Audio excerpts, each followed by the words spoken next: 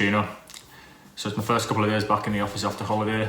Managed to sneak back into the country from France just before the UK put France into quarantine. We've got a couple of new starters next week. Big focus for me at the minute is looking at the onboarding of them and what their workflow is going to look like as they come into the business. It's really important that you get it right with when new people come into the business, as it is when you get a new client.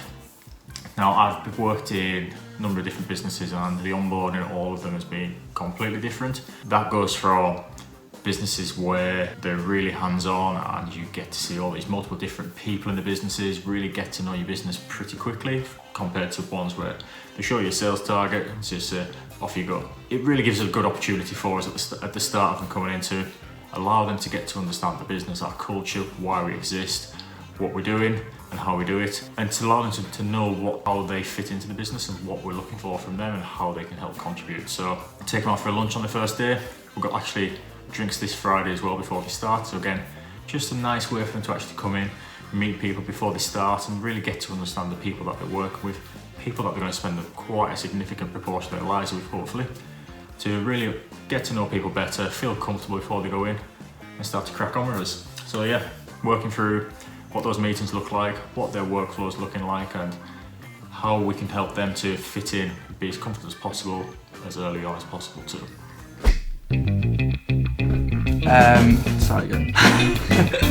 We've got an intern starting on the 1st of September, so what we've come up with is sort of an intern programme where people straight out of college or university can join the company for a year and we train them up on all sort of aspects of digital marketing. When people are coming to have interviews and that kind of thing, what you expect from them?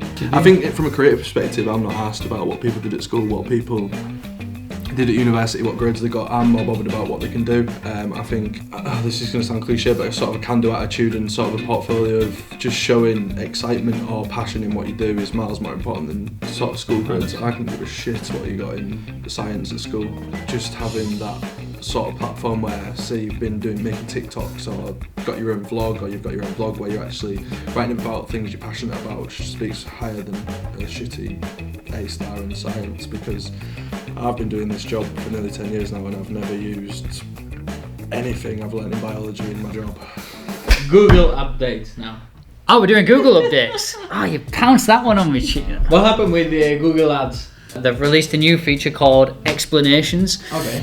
So with like Google Ads, a lot of the time you can be looking to try and find out, like, say if your performance has shifted. So say if your clicks have either gone through the roof or they've dropped massively, or you're not getting as much revenue through, conversions have fallen, or you're not getting as many leads, or they've increased. You want to know why.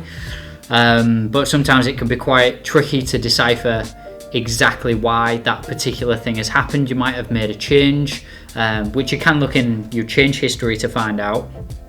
But Google's new feature called explanations just allows you to hover over a metric that's changed quite dramatically in, say, either the last 7 days or the last 14 days, and it'll change from black to blue, and you can just hover over it and it'll bring up an explanations feature, and then if you click on that, it will just analyze your account and it'll analyze all these different variables in there, so search interest, things that you've changed inside your account, a multitude of like different things that it'll measure, and then it'll see which changes that you've made could have impacted the results that you're seeing now, and then it'll bring back a result and it could say, this change that you've made has resulted in this, whether it's for a positive or a negative, and then you can think, great, right, I'll do more of that if it was a good thing, and you'll reverse the change if it wasn't a positive change.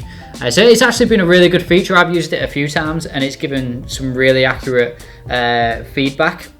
You just got to bear in mind that there's other things that Google cannot register, things that you know about your client, and other things that are going on outside, just in the general market as a whole. So say, for example, take COVID.